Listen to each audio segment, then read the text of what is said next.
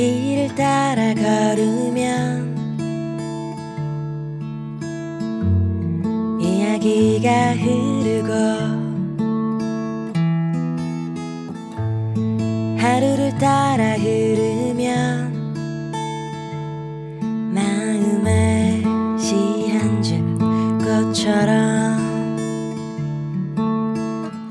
인디언이 되었으면 질주하는 말잔등에 잽싸게 올라타 비스듬히 공기를 가르며 진동하는 대지 위에서 거듭거듭 짧게 전율해봤으면 마침내는 박차를 내던질 때까지 실은 박차가 없었으니까 마침내는 곱비를 집어던질 때까지 실은 곱비가 없었으니까 그리하여 눈앞에 보이는 땅이라곤 매끈하게 풀이 깎인 광야뿐일 때까지 이미 말모가지도 말대가리도 없이. 프란츠 카프카의 인디언이 되려는 소망 전문을 읽어드렸습니다. 저는 문장의 소리 DJ 김민정입니다.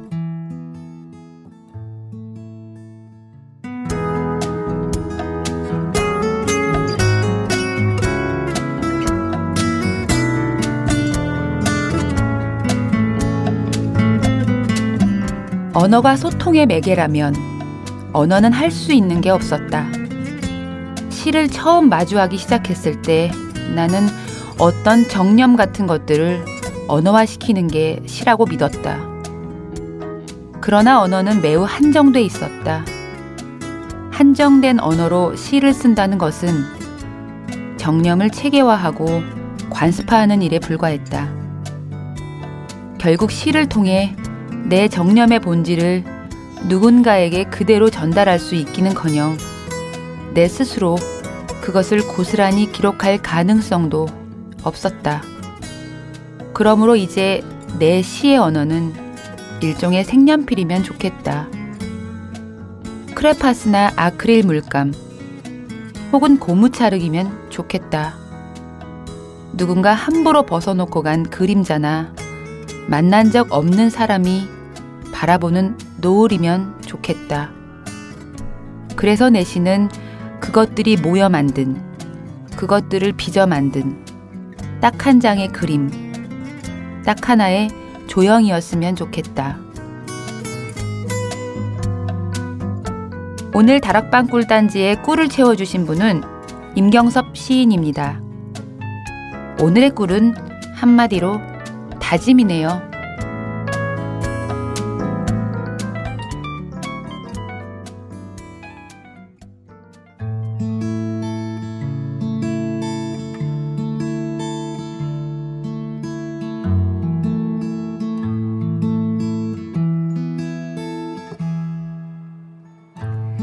길을 따라 걸으면 이야기가 흐르고 하루를 따라 흐르면 마음에 시 한 줌 꽃처럼 살며시 피어날 거야. 노래가 되어줄 거야. 당신을 안아주겠지. 그러니 귀 기울여봐.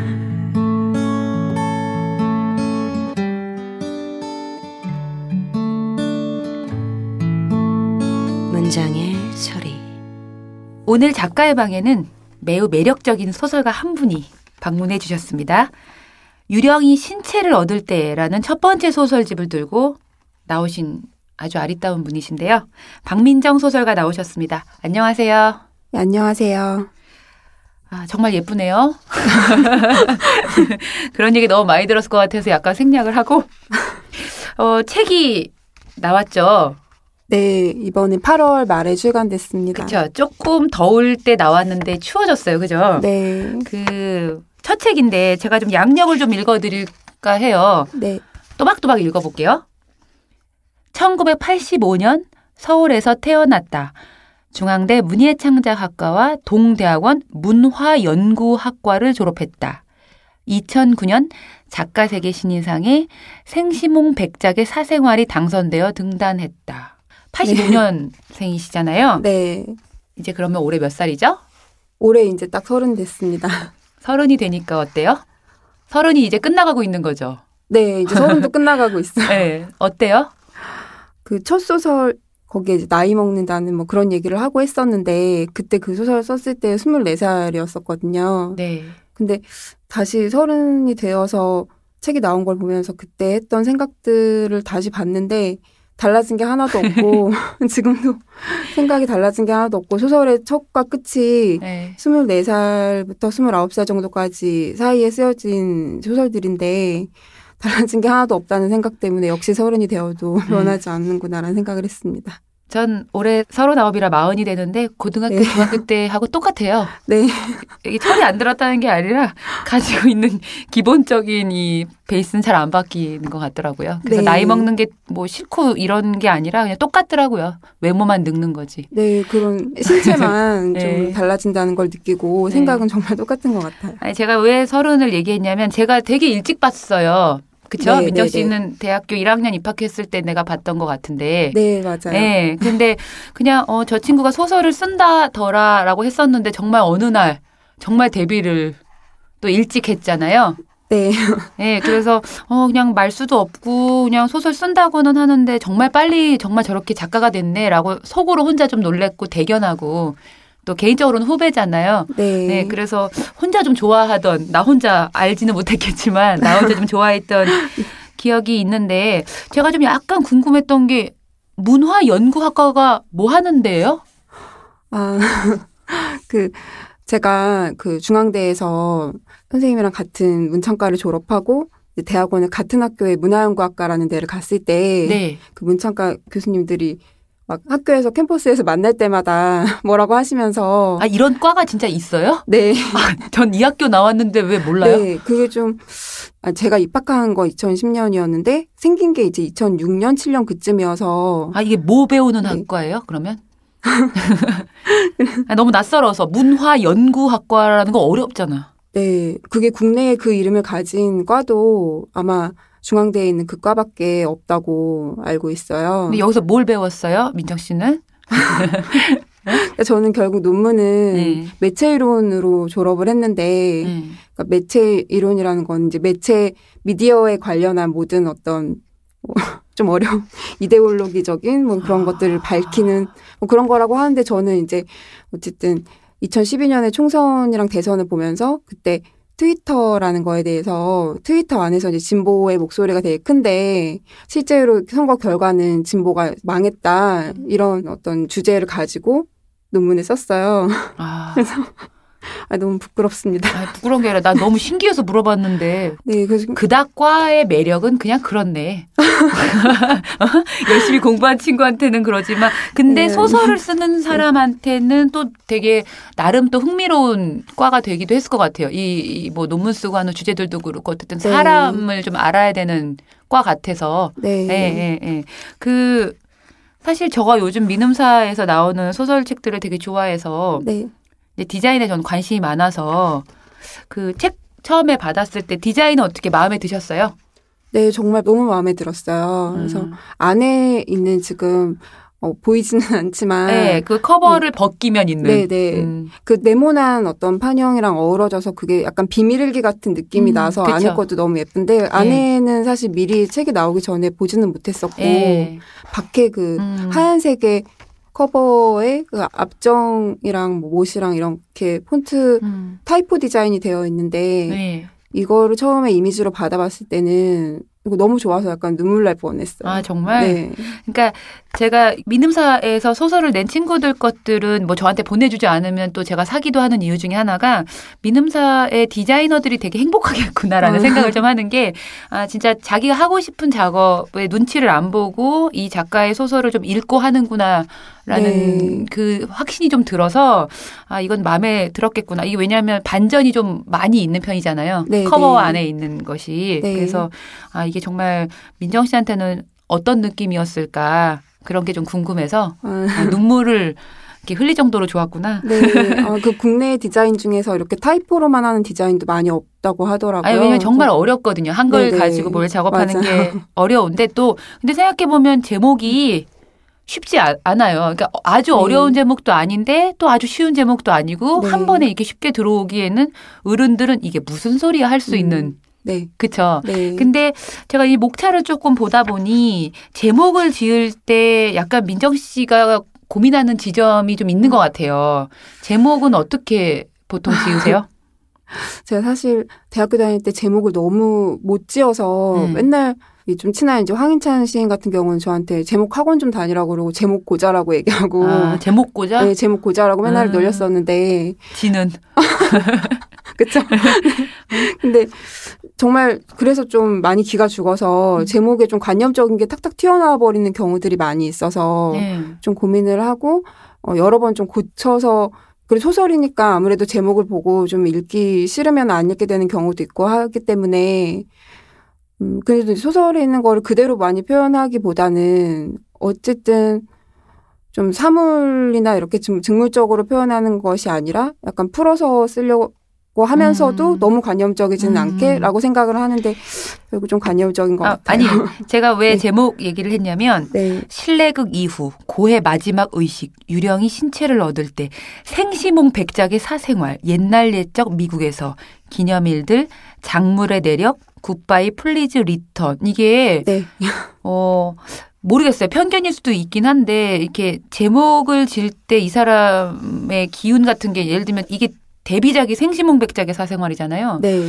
그러니까 되게 독특하게 제목에 약간 호기심을 가게 하는 부분이 있고 그래서 약간 번역 소설들 같기도 하고 그런 그리고 어떤 시적인 뉘앙스도 있는 것 같아서 네, 그런 제목들도 약간 관심이 좀 있었는데 이 지금 8편이 지금 담겨 있잖아요. 네. 네, 좀 약간 한 가지 주제에 대한 어쨌든 첫 소설이다 보니 좀 끊임없이 이제 하나를 좀 밀고 들어가려는 것이 보이는데 특히 이제 80년대 초중반에 태어난 이제 민정 씨 연배 정도 되겠죠? 그 어떤 갈등, 청년 세대나 뭐 부모 사이 어떤 갈등, 이런 것들이 소소한 것처럼 보여도 되게 집요한 갈등처럼 느껴지는데 이런 구도에 이렇게 나 이거 좀 한번 해봐야지라고 특히나 관심을 가졌던 뭐 이유가 있었는지.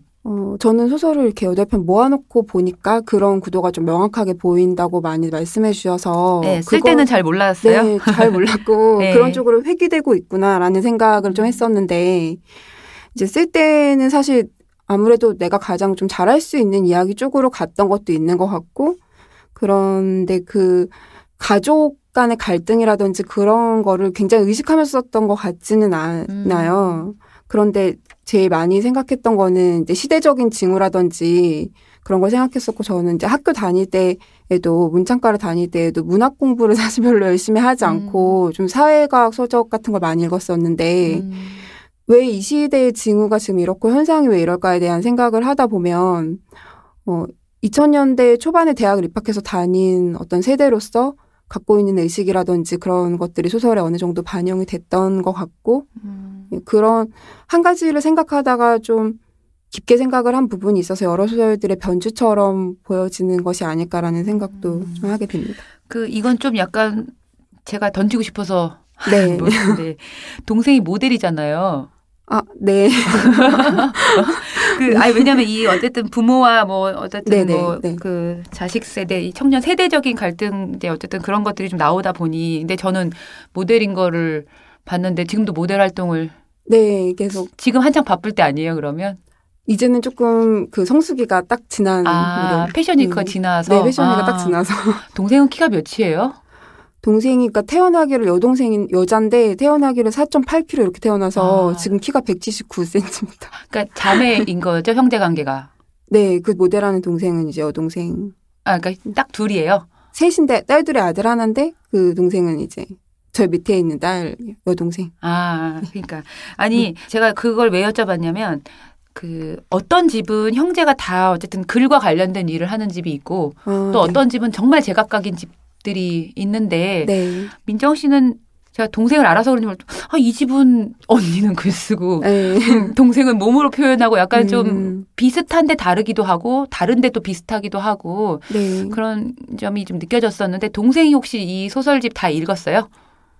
지금 동생은 모델을 해서 그런지 책을 읽기 너무 힘들어해서 처음에 등단작을 봤을 때도 첫 줄부터 어렵다면서 짜증을 내면서 이렇게 소설을 확 던지더니 제목을 이렇게 줘서 읽으라 그러면 애들이 어렵지. 네. 그래서 본인 그 모델 친구들한테도 많이 홍보를 하고 했다고는 하는데 네. 언제 한번 마음 잡고 나 진짜 언니 소설 읽어볼래 이러더니 안 읽더라고요. 왜냐면 제 동생도 네. 저하고 상반된 이제 스튜어디스였는데 저 시집이 2권밖에 없는데도 네. 한 권의 반도 안 읽었어. 못 읽겠다고. 그러니까 원래 가족이 더 그런 것 같아서. 네. 그렇죠. 보통 이제 데뷔를 해서 데뷔가 좀 일렀던 편이잖아요. 네. 데뷔해서 지금까지 한 5년 정도 된 건가요, 그러면? 네, 5년 정도 딱 흘렀던. 누구랑 제일 친하세요? 작가. 네, 그러니까 문단에 나와서 만나게 된 친구나 뭐 문우라고 할 만한 사람들이 혹시 있어요? 근데 여기서 친구 없다고 그러면 되게 왕따 같으니까 또 그쵸 애매하죠. 왜냐하면 제가 이제 그 표사를 네네. 서유인 시인이 썼더라고요. 네. 네, 그래서 효인이가 되게 어르신처럼 막 구구절절히 막 썼길래 친구 또래인데 네. 갑자기 선생님처럼 막 이렇게 썼길래 네. 주변에 있는 문인 친구들이 되게 민정 씨를 챙겨주는 것 같은 네, 네, 그 느낌이 이 표사에서도 느껴져서 네. 혹시 그런 건 아닐까 해서 제가 한번 친구를 물어본 거예요. 네, 맞아요. 사실 친구들은 저를 항상 챙겨주는 아이처럼, 그러니까 제가 아이가 된 것처럼 챙겨주는, 그래서 효인 오빠 같은 경우는 선배지만 좀 더 이렇게 좀 더 큰 선배같이 저에게 좀 대해주셨던 그런 게 묻어났던 것 같아요. 그래서 내가 표사를 보고 애정이 많은데 네. 또래 작가들과의 친분도 되게 좋을 것 같다는 느낌도 들었지만 되게 잘 됐으면 좋겠다라고 바라는 이들의 기운이 느껴지는 거였어요. 네, 너무 감사하죠. 그 데뷔작이었던 그 생시몽백작의 사생활에서 보면 네. 알이 제이에게 질문을 하듯이 나이를 먹는다는 게 어떤 것 같아요? 제가 30살로 포문을 열어서 자꾸 나이 얘기를 하나 봐요. 네, 그래서 아까도 말씀드렸던 것처럼 저는 진짜, 그러니까 원래 예전에도 그러니까 인간이 성장을 한다거나 인간은 그러니까 나이를 먹을수록 성숙해 간다거나 이런 생각을 전혀 믿지 않았었거든요. 그냥 소설에 나온 것처럼 알이 말하는데 실수가 이렇게 쌓일 뿐이다 이렇게 얘기를 하는데 저는 좀 그때 당시 그 생각이랑 지금이랑 변함이 없는 것 같아요. 그냥 경험이 쌓인다라는 거는 패배가 누적되고 네, 실수가 그냥 쌓이는 그래서 더 많이 실수하고 젊었을 때 죽은 사람들은 그만큼 실수하지 않는 거 아닌가라는 생각을 되게 많이 했었던 것 같아요. 그렇죠. 덜 실수하니까 더 아름답게 기억되고 꽃처럼. 소설을 제가 알고 있기로는 고등학교 때도 열심히 썼죠. 네, 고등학교 때도. 그렇죠. 네. 전 되게 아는 게 많죠. 네, 저 깜짝 놀랐어요. 조심하셔야 돼요. 그렇게 치면 참 소설을 오래 썼단 말이에요. 네. 데뷔한 뭐 연도부터 이렇게 따지는 건 좀 그렇지만 오래 네. 소설이라는 장르 속에 몸을 맡겨왔던 사람 중에 하나인데 네. 지금 이만큼을 써보니까 소설 쓸 때 가장 중요한 게 뭐 같아요? 물론 성실성 뭐 이런 것도 있을 수 있겠지만 보통 네. 뭐 소설하면 또 의자 싸움이라는 얘기도 하잖아요. 네. 누가 더 오래 앉아 있느냐의 싸움 네. 얘기도 하는데 좀 이렇게 이만큼을 써보니까 네. 무엇이 가장 중요한가? 우선 소설 외적인 거에 대해서 얘기를 하면 예전에 이제 학교 다닐 때 수업을 들었던 그 선배님이시자 선생님이셨던 전성태 선생님께서 하신 말씀을 되게 생각을 많이 하는데 어쨌든 문장이 문장을 만드는 거다 이렇게 얘기하셨었거든요. 그러니까 생각을 아무리 좋은 걸 많이 해도 쓰기 시작했을 때 그때부터 계속 시작돼서 이야기가 나오는 거지. 생각하고 오래 구상하고 이런 거 별로 중요한 게 아니라는 얘기를 해주셨었는데 그 말씀을 한 10년 전쯤 들었는데 계속 되새기게 되는 말인 것 같아요. 그러네요. 네. 근데 특히나 이제 문장에 대한 강박이 좀 있는 편이죠. 그런 것 같아요. 그러니까 문장에 대한 강박이 조금 그 강박에서 자유로우면 막 이야기가 이제 쓸타래처럼 가는데 이제 한 문장이 잘 안 풀리면 그거 만들다 보면 계속 삐걱거리면서 그럼에도 불구하고 계속 삐걱거리는 채로 가게 되잖아요. 네. 어떤 사람은 그거 자체의 불편함이 또 소설의 특징이 되기도 하고 그 소설을 쓰는 분들은 좀 집중력이 좀 남다르기도 한 것 같은데 주로 소설을 어디서 쓰세요? 지금도 부모님 집에서 얹혀 살고 있기 때문에 연애하세요 혹시? 갑자기 지금 당황해. 연애를 하시는구만. 네, 항상. 항상 하고 있는데 아니요. 이런 괜한 건 왜 물어보냐는 듯이. 아니에요. 그 부모님과 네. 같이 네. 집에서. 집에 있는데 이제 쓰는데 엄마가 과일 먹어, 뭐 밥 먹어 이렇게 하면 다 깨지고 이러기 때문에 집에서 글을 잘 못 쓰고. 반전이구나. 집에 있으나 집에서 못 쓰고. 네, 집에 있지만 집에서는 작업을 거의 못 하고 카페에서 하거나 이제 카페에서 너무 많이 하다 보면 카페에서도 좀 집중력이 떨어질 때도 있거든요. 이제 네. 어제 며칠 전에도 다른 소설가분들 만나서 얘기를 했는데 그냥 거기가 자기 집 같아서 왜 내 집에 다른 시끄러운 사람들이 들어와서 떠들지? 막 이런 생각을 하게 된다고 하는데 그럴 때는 지금 졸업한 학교지만 이런 얘기 해도 되는지 모르겠는데 후배 학생증을 빌려서 출입을 해서 그 공부하는 대학생들과 함께 소설을 쓰기도 하고 그렇게 네, 떠돌아다니면서 작업을 지금까지 작가가 된 이후에 단편 여기 실린 8편보다 더 많이 썼을 거잖아요. 네. 몇 편 정도 소설 쓴 거예요? 그러면 데뷔하고?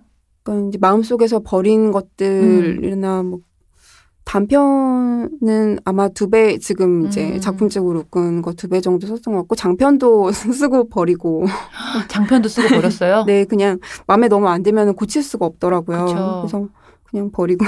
아니 제가 왜 지필 공간을 또 물어보면서 그 질문을 던졌냐면 그 사람들이 하나도 없는 곳에서 써야 되는 분들이 또 있잖아요. 아, 네. 네. 그래서 근데 또 어떤 사람들은 또 카페처럼 막 사람들이 왔다 갔다 하고 이래야 집중력을 갖는 사람들이 있더라고요. 네. 그래서 소설을 좀 비교적 많이 쓰는 편인가 아니면 빨리 많이 쓰는 편인가 아니면 느리게 조금 쓰는 편인가 근데 제가 보기에 전자에 가까운 것 같아요. 그래도 네. 몸이 많이 소설 쓰는 몸이 돼서 급히는 쓰는 것 같은데 맞나요? 네, 그 오래 걸리지는 않는 것 같아요. 그러니까 요이 준비 땅 하면 내죠. 그래도 딱 이제 기간을 정해놓고 집중을 네. 해서 이렇게 하는 그런. 네. 그래도 제가 이제 어쨌든 이런 속도를 자랑하기도 하겠지만 매번 속도감 있게 이야기가 전개되는 건 아니잖아요. 네. 소설이 잘 안 풀리거나 이게 잘못되고 있다. 아, 이거 어떡하지? 답답하다 할 때 혼자 어떻게 하는 방법이 있어요? 그러니까 소설을 뭐 잘 안 써지고 이러면 방법이 정말 없는 것 같아요. 그냥 잠을 자거나. 자고 일어나면 써져요? 그렇지 않을 때도 있는데 네. 그럴 때도 그냥 가만히 있고. 그래서 다른 분들은 정말 어떻게 하시는지 모르겠는데. 저는 꼴랑 씻으면서도 마감이 안 될 때 미치잖아요. 네. 저는 그렇게 유한낙수로 욕조를 닦았어요. 그냥 네. 제 손이 이렇게 쪼글쪼글 해질 때까지. 그러니까 욕조를 깨끗하게 하려는 게 아니라 내 손에서 유한낙수 냄새를 맡고 싶어서 했던 것 같아요. 이게 머리가 비워지고 싶어가지고 네. 또. 그래서 아니 이렇게 어쨌든 간에 되게 행운인 거예요. 제가 보기에. 이제 좋은 지면으로 데뷔했고 또 이렇게 좋은 데서 또 책이 나오고 또 네. 많지 않은 나이에 작가 선생님이 된 거잖아요. 그럼 되게 행운이라고 나는 생각해요. 네. 더 어려운 친구들이 사실 네. 훨씬 많잖아요. 사실 책을 내고 조금 이제 늦여름에 냈고 지금 이 가을이 됐지만 네. 좀 몇 달의 시간이 어느 정도 이제 그 설렘의 시간은 내가 보기에 지났다고 생각이 들어요. 네. 지금 이 책을 바라봤을 때 민정 씨의 마음은 어때요? 되게 부끄럽게도 한 2, 3주 전부터는 네. 어떤 구절들이 책에 있는 그 소설들의 어떤 구절들이 갑자기 한 문장씩 떠오르면서 이게 길을 가다가 멈추면서 너무 부끄러운 마음이 들고 아 이건 그렇게 하면 안 되는 거 아니었나? 라는 뭐 후회 비슷한 것들이 막 들면서 이제 처음에는 이제 책이 나와서 사람들 막 축하도 받고 같이 만나서 얘기하고 또 읽었다고 멀리서부터 소식 전해주는 사람들 때문에 굉장히 행복했던 시간이었던 것 같은데 시간이 가면 갈수록 굉장히 좀 첫 작품쯤이라는 거에 대해서 좀 그런 불우한 마음들이 자꾸만 좀 커져가는 것 같아서 이제 그 다음 뭔가 그 다음을 생각을 하게 되죠. 네네. 책을 내고 가장 감동을 준 사람이 있었어요? 연락을 못하고 있는 사람들이 많았는데 제가 참 사람들을 잘 챙기고 이러지를 못해서 잘 챙기세요 앞으로. 네. 네. 근데 책을 봤다고 그런 방식의 연락을 해주시는 분들이 다 너무 고마웠었던 것 같아요. 그래서 이게 결국 소설 쓰는 거는 다 혼자 쓰고 힘든 시간들이었고 별로 즐거운 시간이 아니었을 수도 있는데 읽는 것을 다 같이 하니까 좋긴 좋구나 이런 생각을 했었던 것 같아요. 그 지금은 전업으로 작가로만 활동을 하시는 거잖아요. 직업이 따로 네. 있으신 건 아니죠? 네네. 예. 그러면 더 앞으로의 계획, 앞으로의 준비 이런 것들이 조금 더 만들어져야 네. 될 것 같아요. 저야 뭐 밥벌이가 있어서 그렇다지만. 네. 예. 혹시 뭐 다음 이번 책이 나온 이후에는 어떤 소설, 예를 들면 관심을 가지고 있는 게 어떤 이야기다, 어떤 책을 쓰고 싶다, 뭐 이번이 단편집인데 어떤 장편을 좀 준비하고 있다, 뭐 이런저런 얘기들을 좀 정리를 해주세요.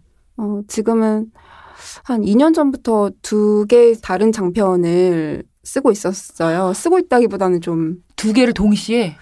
그러니까 동시에라기보다도 이렇게 쓰다가 전혀 다른 색깔의 또 그러니까 색깔이 다르다기보다는 이제 카테고리가 좀 다른 그러다 보니까는 이제 이쪽 저쪽에 다 좀 조사하거나 관심을 기울일 수밖에 없었던 그런 거였는데 이제 2개 다 사실은 올해 뭐 책 내고 이런다고 교정 보고 이런다고 좀 잘 신경을 못 쓰고 있었는데 그 중에 하나를 어쨌든 이제 집중해서 붙잡고 네, 어떻게 보면은 소설집 단편 안에 있었던 그런 문제의식들이 조금 더 표면화되고 그러면서도 좀 더 가볍게 좀 재미있게 읽을 수 있는 그런 소설이 될 수 있을 거라고 생각하는데 그 장편이 아마 다음 작품이 될 수 있지 않을까라고 생각합니다. 주제에는 네. 어떤 관심이?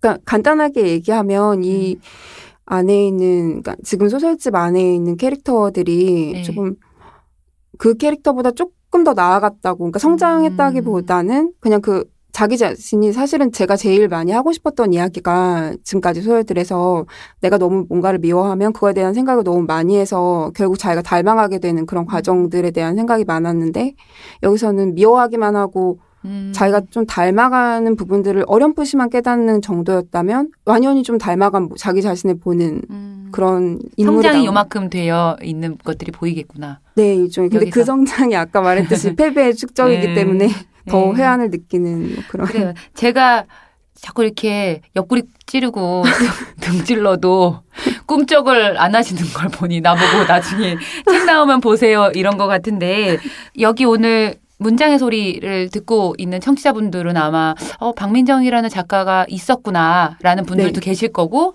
어머 내가 읽었었는데 이제 나왔네 이런 분들도 아마 계실 거예요. 네. 그 마지막으로 이 방송을 듣고 있는 청취자 여러분들한테 저는 이런 사람인데 이렇게 살아보려고 해요 라는 한마디를 부탁드릴게요.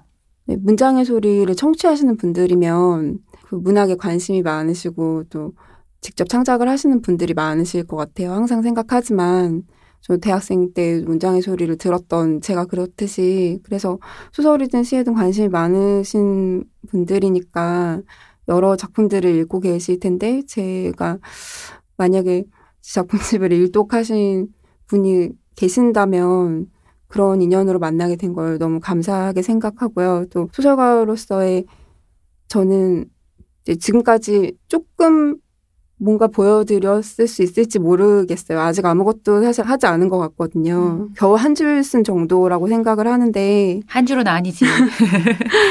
한 권. 지금 그 일각이 보여졌던 그런 부분들에 대해서 이제 누가 뭐라고 하든 계속 좀 밀고 나갈 생각이 있어요. 네. 그 모양새가 좀 더 좋았으면 그리고 그렇게 되도록 좀 많이 노력할 생각입니다.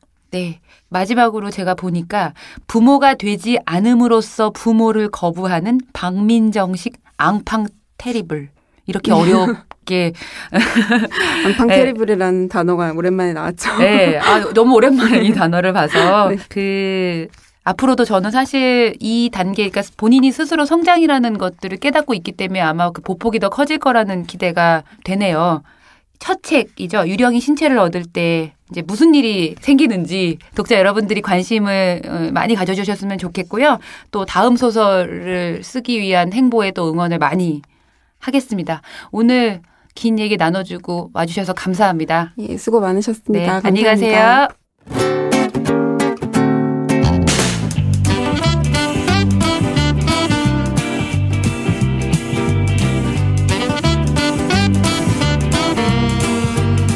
사랑방의 꿈단지 지난 시간에 이어 이시영 사진작가께서 나와 계셨습니다. 한 주 동안 잘 지내셨어요? 일주일이 그냥 눈 깜짝할 사이에 지나가네요. 제가 지난주에 너무 문학에 심취해가지고 그러게요. 제가 문학 강의를 열심히 너무 듣고 갔어요. 다시 실험 무엇인가 막 공부했어요. 그래서 앞에서 아니에요. 그래서 사진 얘기를 많이 여쭤봤어야 되는데 제가 좀 미진해서 네. 아닙니다. 이번 시간에는 사진 얘기를 좀 집중을 많이 해보려고 해요. 저는 지난 시간에 시집을 매일 하루에 읽는 것을 목표로 하셨다는 얘기를 듣고 되게 사진에 어떤 영향을 줄까 그게 되게 궁금하더라고요. 그러니까 물론 바로 직접적인 영향을 주는 거는 아니겠지만 되게 큼지막하게 어떤 아우라 속에 이 사진들이 나오게 될까라는 게 되게 궁금했거든요. 시집을 그렇게 많이 읽으시고 사진 작업을 할 때 둘 사이 어떤 게 느껴지시는지.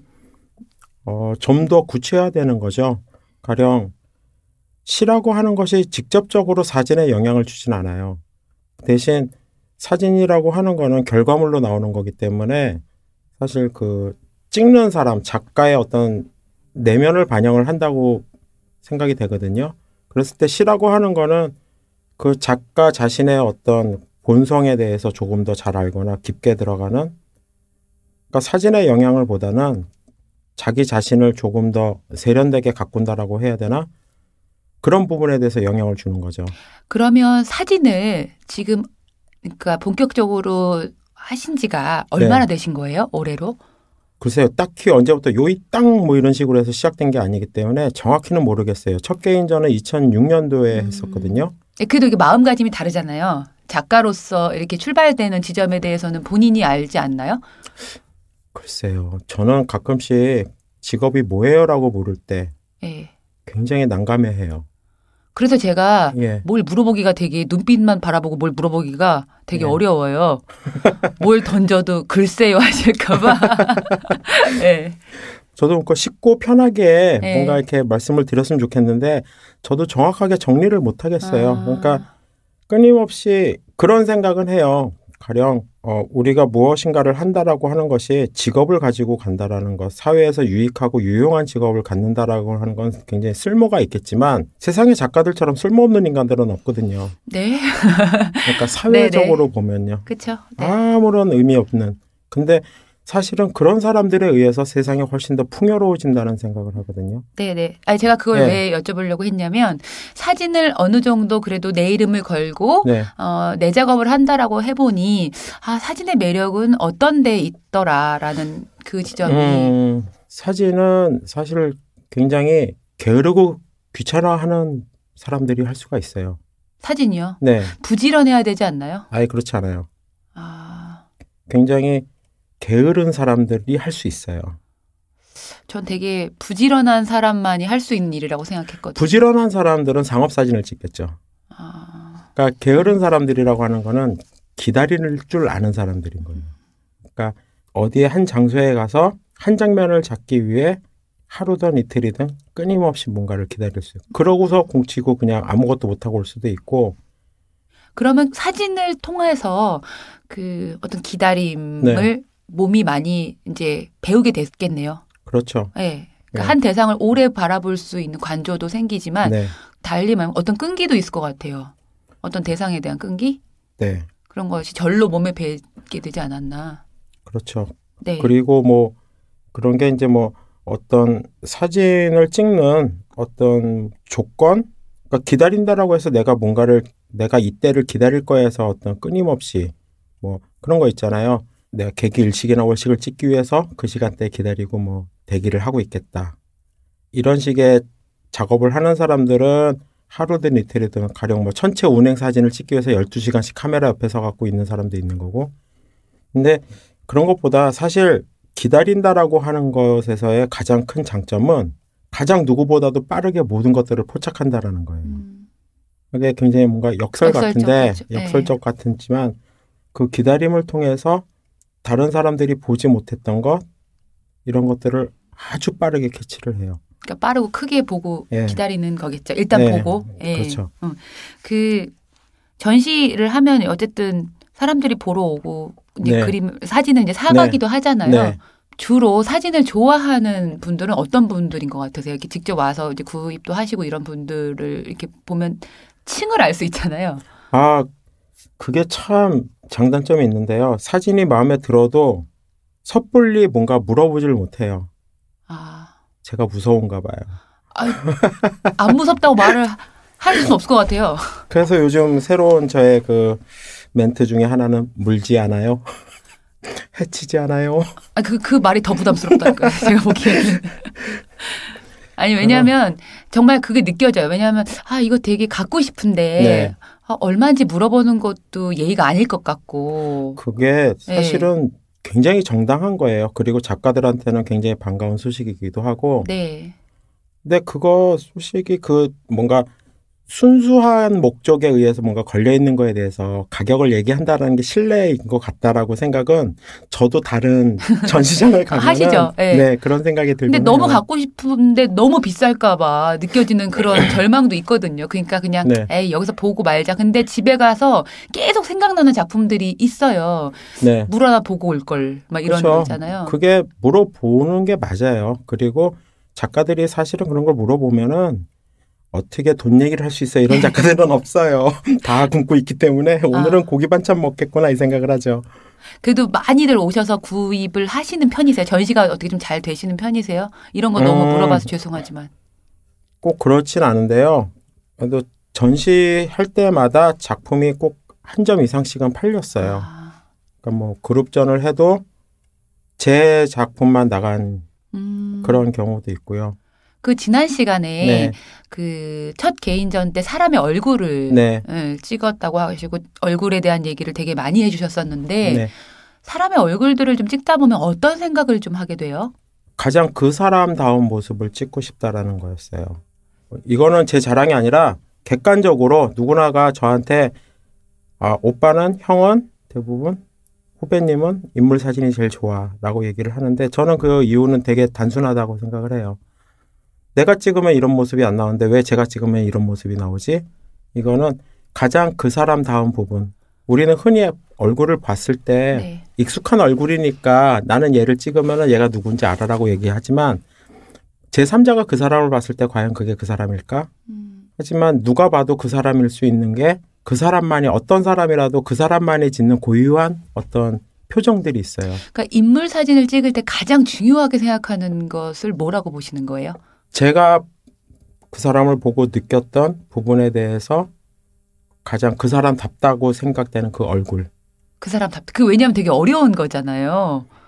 이렇게 네, 뭐 예를 들면 그쵸. 가까운 사람들이야 그런 거를 캐치해서 하기가 그럴 수 있지만 이게 그래서 정말 가까운 사람은 의외로 사진을 찍기가 어려워요. 너무 많은 모습을 보기 때문에 그러니까 정말 낯선 일이 처음 본 사람의 어떤 그런 모습을 찍는 것보다도 어려운 게 가장 근접해 있는 사람이에요. 근데 실제로 모델을 또 네. 해주시기도 하고 그런다고 하셨잖아요. 네. 어떤 모델을 하셨던 거예요? 얼굴이죠. 근데 얼굴은요 할만하세요. 조각하는 애들은 두상을 뜨자고 하고, 뭐 영상을 찍는 애들은 뭘 가지고서 뭘 만들자고 하고, 다들 그래요. 제 얼굴이 좋은가 봐요. 그러니까 예술적으로 빚어놓기 되게 좋은 여러 가지를. 사실 되게 하나의 질문을 드리면서도 되게 조심스러운 건 생각을 되게 많이 하시는 것 같아요. 그러니까 저는 되게 쉽게 던진 물수제비인데 네. 되게 그게 깊이 받아들이신 것 같아서 사실 제가 되게 원래 이렇게 조심스러운 사람은 아닌데 네. 되게 좀 조심을 하는 편인데. 제가 지금 대답들이 다 무거운가요? 그런 것 같기도 해요. 그래요? 가볍게 갈까요? 아니요. 이 세상에 혹시 불만이 많거나 네. 이 사회 구조를 바라보는 데 있어서 이게 어쩔 수 없는 거다라고 하시는 편이세요? 아니면 그에 대해서 나름의 어떤 분노의 방식을 계속 이렇게 약간 뭐 말씀도 많이 하시고 이러는 편이세요? 전자에 가까워요. 왜냐면 저는 그런 생각을 하거든요. 작업을 하는 사람들이 가장 경계해야 될 게 분노라고 생각을 해요. 제가 얼마 전에 봤던 그 글귀 중에 하나가요. 아무리 큰 물동이라도 작은 구멍이 뚫려 있으면 그 물은 다 빠진다라는 거였어요. 기억력이 좋으시죠? 그렇진 않아요. 인상 깊은 것들은. 근데 이제 그 중에 하나가 사람의 고귀함이라고 하는 것도 작은 분노라고 하는 구멍에 의해서 다 빠져나갈 수 있다라는 거죠. 근데 저 그 말은 굉장히 동감을 하거든요.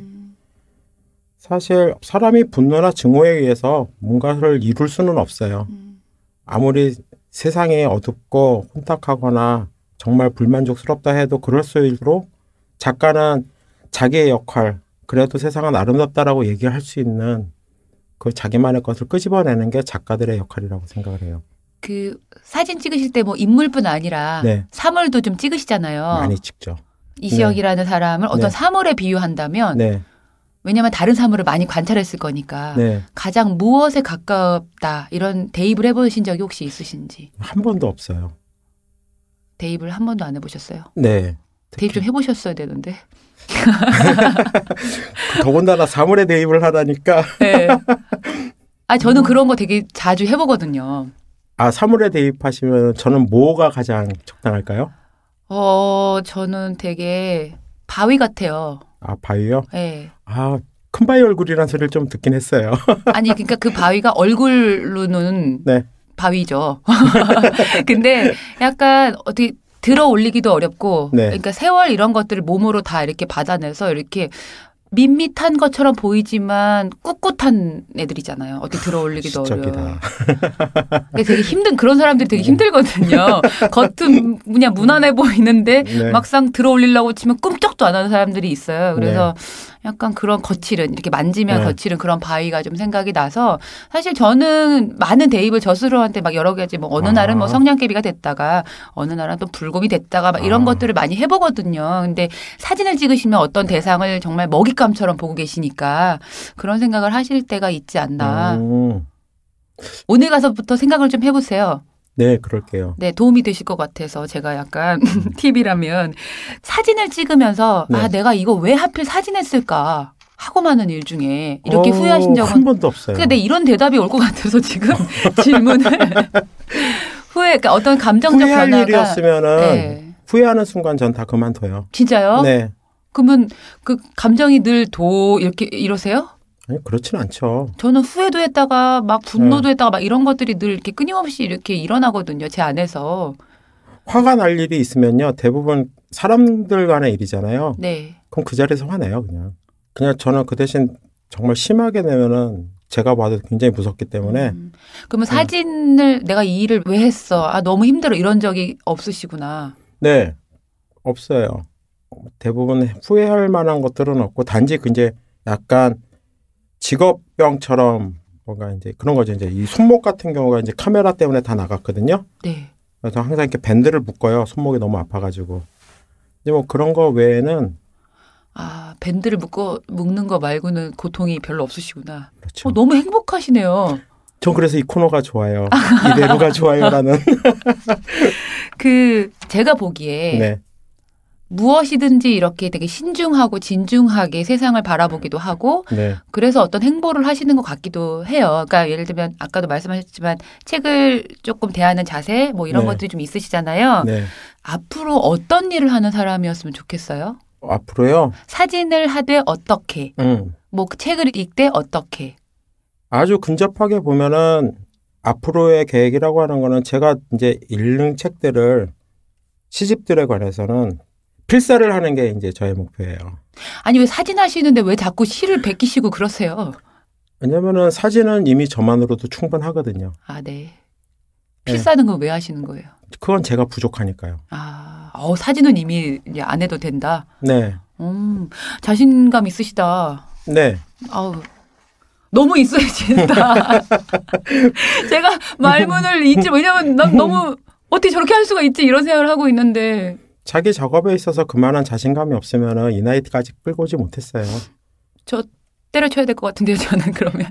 아니요, 부족하다고 느끼시는 걸 필사를 하세요. 네, 아무튼 시 필사를 지금 하고 계시는구나. 이제 하려고요. 근데 손목이 아파가지고 펜을 잘 못 쥐어요. 네. 카메라는 쥐셔도. 카메라는 이제 이 꽉 물고 붙이는 거죠. 아프니까. 이제 그래서 좀 가벼운 카메라로 바꿔볼까 생각도 하고 있어요. 근데 시필사는 왜 계획하시게 되신 거예요? 시를 알고 싶어요. 쓰고 싶진 않으세요? 알게 되면 쓰게 되지 않을까요? 네, 그럴 것 같아요. 네.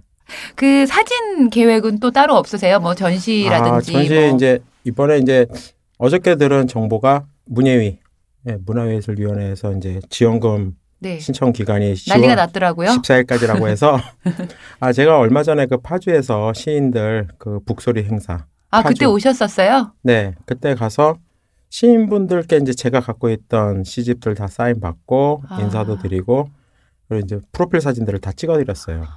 거기 모여 있는 시인들의 외모가 네. 좀 호감들은 아니잖아요. 아유, 전 다 좋았어요. 그러니까 네. 저도 친한 선배들이긴 한데. 예. 그러니까 사진이 갖고 있는 가장 좋은 마음에들 들어 하셨어요? 시인분들은? 굉장히요.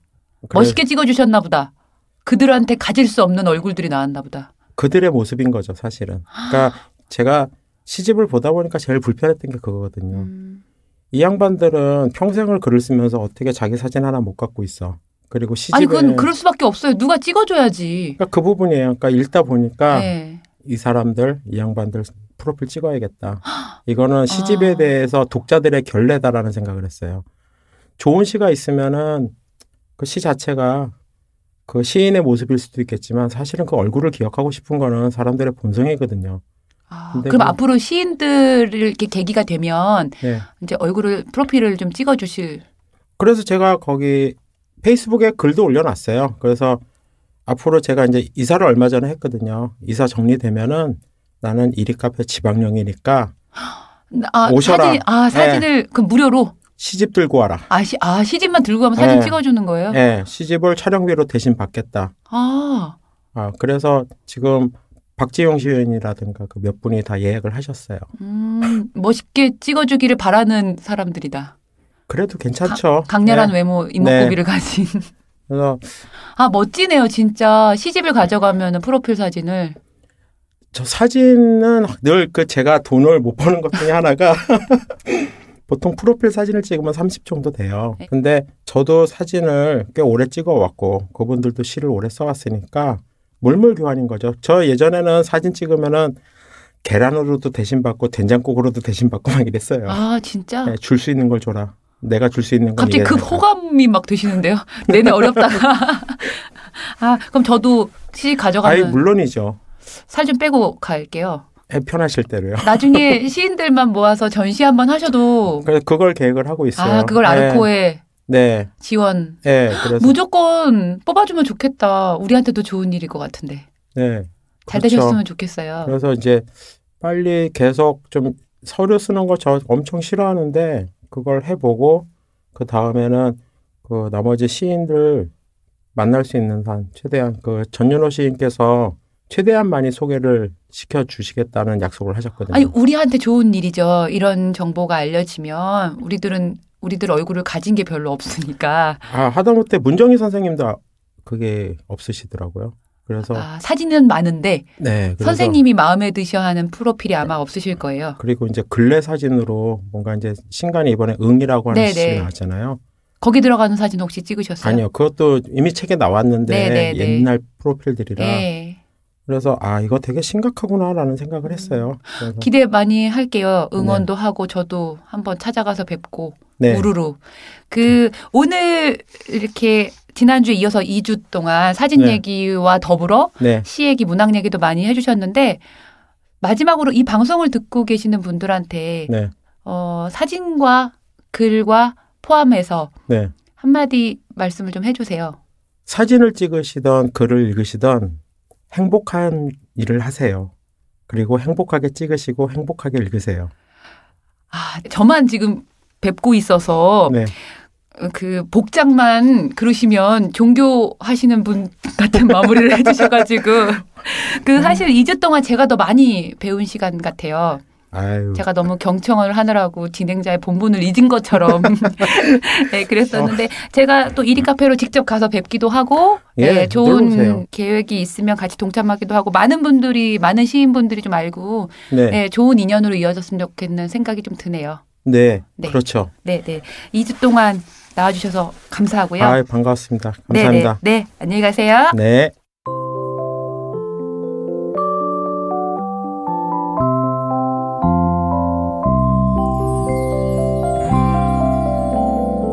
천재지변의 사고로 딸을 잃은 엄마가 한 세미나에서 자신이 겪은 감정을 말하는 도중 눈물이 북받쳐 말을 잇지 못하면서 발표가 중단되었답니다.